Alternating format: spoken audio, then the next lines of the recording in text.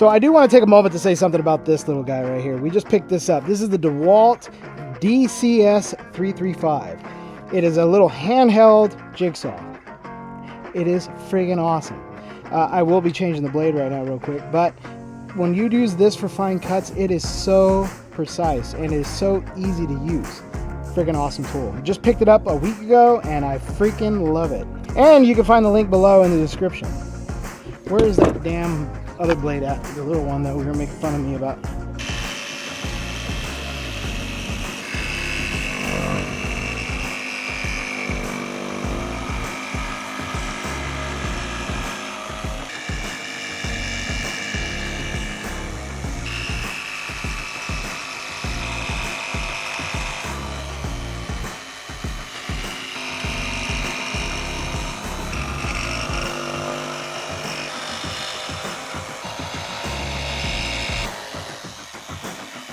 I freaking love this thing. You guys got to check out the link in the description. We have a fine tooth blade on this thing and it cut those lines so clean, made the turn super easy. Love it.